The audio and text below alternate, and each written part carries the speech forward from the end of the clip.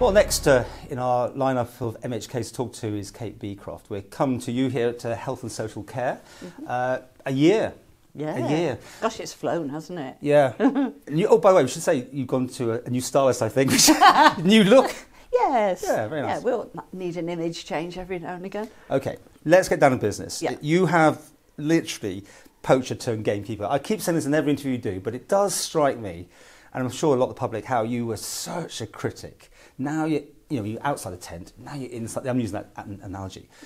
I mean, I'm fascinated about it, and you seem to have had a complete change of mindset to the public. I'm sure you're going to tell me you're still giving everyone a hard time behind the scenes, but over to you.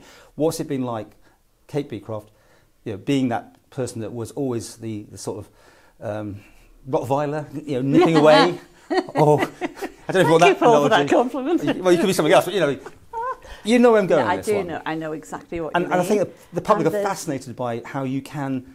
I mean, does power corrupt? Is it that sort of thing?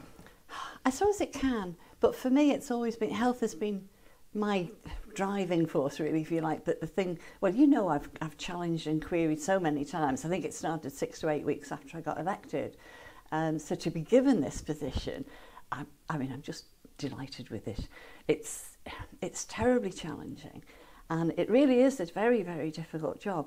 But I absolutely love it because you think if you do that bit, you've changed something for a lot of people. They don't know about it, and I don't know who they are, but it just feels so good to know that you've made a positive change. I've got an awful lot more I want to do yet. Okay. So I'm hoping to be in this position for a good while so that I can get them done. But on the flip side of that, as you say, thank you, I have to stop being the Rottweiler. Yeah. And I do miss that. I have to admit, I do miss it. I enjoyed doing the research and putting together everything and going, actually, this is fine, I'm going to support it, or actually, no, there's something I don't like about this and I'm going to challenge them, because that is the role of a backbencher. And I think that, I honestly don't think that's appreciated enough over here. If you're a backbencher, you are meant to scrutinise and check what we're doing. It's like but you're Liv Van, aren't you? And even, so your other guys aren't going to particularly hit you too hard, I'm guessing. I mean, do you... Oh, no. No, do you get? If it's not Liv Van policy, of course they can. Yeah, but how do you do that? I mean, when you got Liv Van policy, you're sitting combing, and if you've been outvoted, if something's Liv Van policy, if you've got a pre-stated position, collective responsibility doesn't kick in. Because don't forget. So do you take yourself out of the room, or do you just argue your point and then sit back? There hasn't been anything up until now that's gone directly against a Liberal Van in policy. Obviously, if it came to that, then I'm not sure I'd have to leave the room, but I'd certainly have a pre-stated position and could vote against it in Tynwald. I'm surprised nothing has happened actually in the whole year. Yeah, me too. But I think part of that is because of the programme for government, which I'm sure you remember again. Yes. The changing the budget process and introducing a programme for government were two of the things that I brought to Tynwald several times when I was a backbencher, and it does mean that you've got a more cohesive team because you've all signed up to the basic principles in all the different areas. And don't forget, the backbenchers contributed to that significantly as well.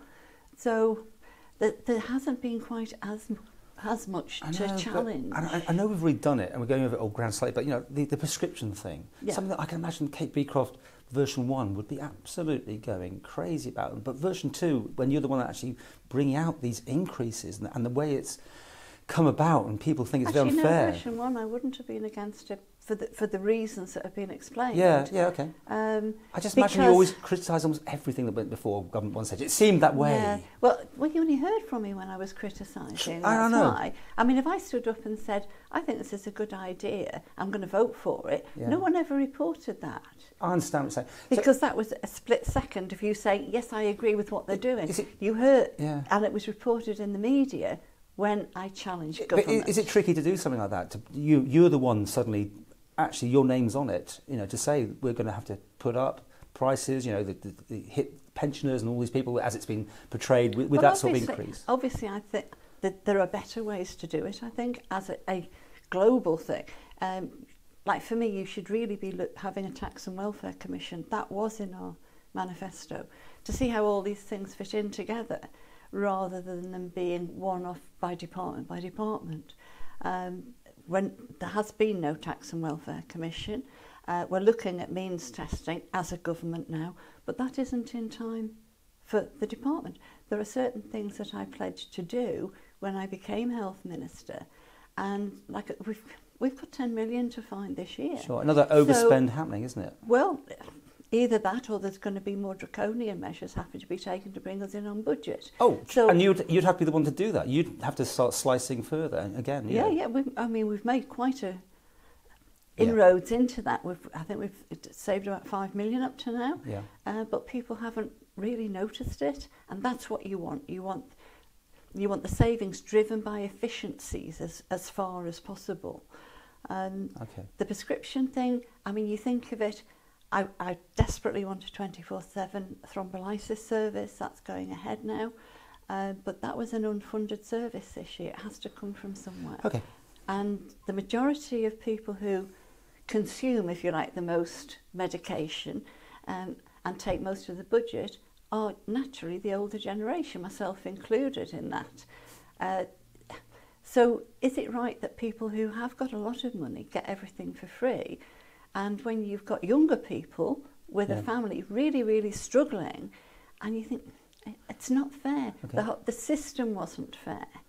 I mean, ideally, I would love to say, right, we're giving everybody it for nothing.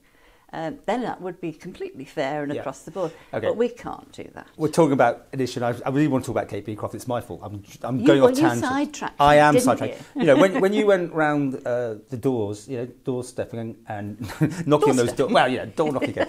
What was your reaction like? Did you have, because you'd already had your last term, was it a positive feeling? Obviously, you got in, so you got the votes, but did you find it an interesting experience again, hitting those doors? It's always interesting.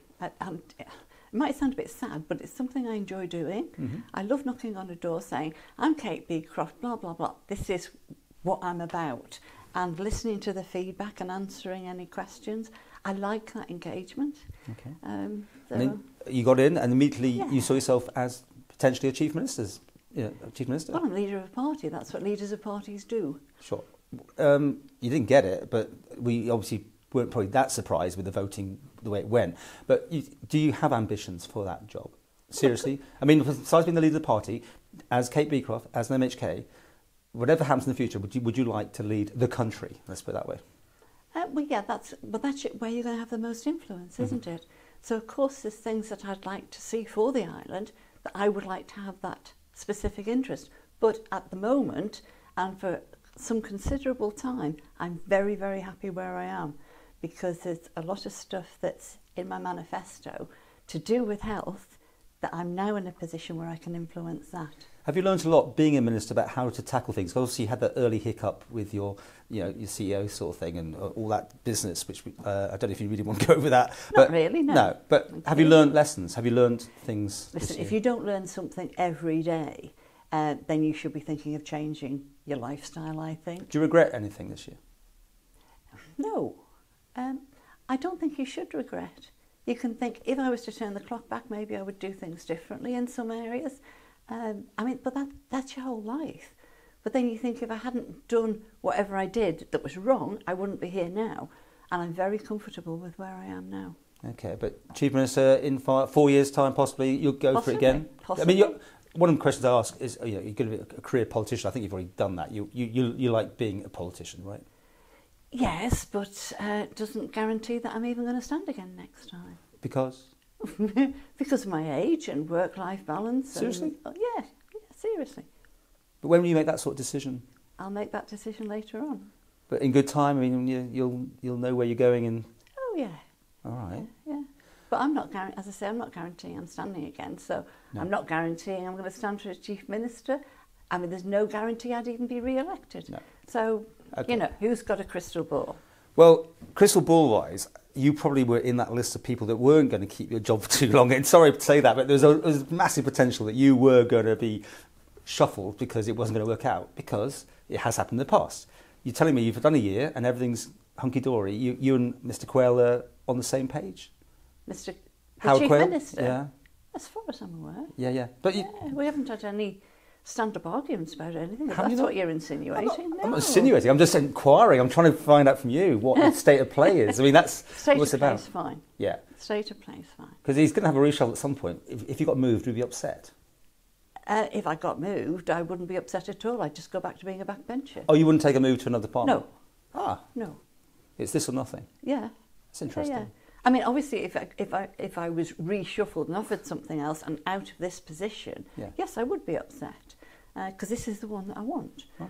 And it's the one that I can give as much as I've got because it fascinates me, it interests me, and I care very, very much about it. Well, you care, but people are still getting waiting lists that are going on too long. I mean, we're all aware of this. You know, you are publishing these numbers, though, of course, which has been interesting. Yeah. Has that been a mindset change, and you still getting those reports from the Midlands people, aren't you, and that sort of thing? Yeah. If you were in the system, and maybe you are in the system for all I know, would you be confident in the care you would receive here in the Isle of Man? Yes. Yes, I would. It took a long time to say yes there. It did, and because you mixed waiting lists in with it. When you're talking about the direct care of the frontline staff, absolutely. The waiting lists, some of them are still very much unacceptable, and we're working on them. We're constantly working to find solutions. There's some other solutions that are being investigated at the moment for the ones that really are too long, such as pain management and dermatology. We have to find answers to how we can reduce these. The MRI scans are still far, far too long. And again, there's an initiative now to try and get rid of the backlog, but until we take action to correct it, it's just going to build up again, and it's unacceptable. So yes, the care itself is good, but a lot of the waiting times are ridiculously long and are totally unacceptable. This is obviously a full-time position for you. Yeah. How do you mix the ministerial business with being a local MHK, or has that been tricky? No, because I get up early in the morning. I usually deal with emails, particularly from constituents then, if I can. If there's something that I've got to read before I leave the house to refresh my mind, then sometimes I don't get that done. And there's weekends. And that's what I'm saying, it's getting the work-life balance, which is very difficult.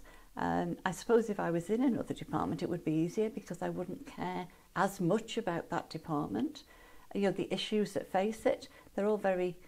They can all have very difficult issues, but there's nothing more emotive than health and social care. Do you sleep well at night, or does your mind wear away about that 10 million overspend? Do you know, I don't worry. The 10 million overspend does not keep me awake because I know we can solve that given time. But there's other things that... Some other things do keep me awake at night. I'll get to sleep quite quickly because I'm shattered, but then a couple of hours later I'm waking up thinking, oh no, what am I going to do? What am I going to do? But generally I sleep well. Okay. Well, it's been good to talk to you. We do like some numbers here. I'd like you to give yourself a number out of 10, how you rate your performance this year, first of all. Oh, my goodness. You haven't watched these videos, have you? No, I haven't. I haven't done my homework. No, you haven't. Sorry. I did hear about this and I completely forgot about it as well. How do you rate yourself? I don't think that's up to me to rate myself. Oh, you're one of those, are you not going to give yourself a number? I think if I was to rate myself for effort, I would say 10 out of 10. Yeah. For achievement, I think I've got a way to go because the first year you're actually finding your way in a lot of things, and there's so much. It's a beast of a department, and there's an awful lot to learn. I would say I've made good progress, but I've got a long way to go. Okay. So no number overall. Just if you want to give me a number, this is your moment. If not, don't. No, I think for progress, that's up for other people to really judge me, to be honest. What I expect, though, now is out of 10, the government, what do you think the government deserves as a rating this year? And again, I'm going to put that you're asking the wrong person. You're asking the wrong people. You're not going to give me a number? No, you should be asking the people what they think. Yeah, of course we are, but I'm also asking, because you've got a view on it. You might, whatever happens, even if you don't give me a number, you do have a view on how it's going. Now, if you don't want to give me a number, that's fine. But only Alf Cannon is the only other person that hasn't given me a number, which just so you know, no pressure on you here. Treasury, he's a numbers person. Yeah, but no pressure. I'm just saying, your last chance. But you don't want to give me a number, you don't have to give me a number. But I think government is doing pretty well. And again, I suppose a bit like me, 10 out of 10 for effort. I think it's the next year that you're going to see whether it's a good government or not. Because they like me in the individual department. Because the first year, And we've spent a long time getting the programme for government together, and we'll be measured by that as well. So it's not us who will be giving ourselves the numbers, it will actually be the outcomes that we say that we're going to achieve. Okay. That's what will show whether we've been successful. See, I definitely think there's a different Kate Beecroft in front of me from the old Kate Beecroft. So you would have been saying twos and things like that and everything. Have you found it interesting anyway between that government where you were doing that and this? I mean, you know, has there been a massive change in the whole thing? Yeah, I think there has been a huge change between the two governments. Obviously, I wasn't sitting around the Council of Ministers in the last administration, so I've probably got a jaundiced view. But as you say, it was never hidden that I didn't agree with what the last administration was doing. I just think you're biting your lips sometimes. I bet you must be going, oh, I can't talk about that because I'm in the coma and I can't. There are issues, there are issues that I disagreed with in there that obviously I can't talk about, and that is one of the. I suppose it's one of the sacrifices that you have to make if you want to be in a ministerial position. And I very much want to be in this position going forward. So we'll see you next year then, shall we? I very much hope so. And then I'll give you some more. I will give you some marks next year, because then we'll know the outcomes that we've said that we can be measured by, and hopefully the people will agree with the markings next year. But I will give you some numbers next year.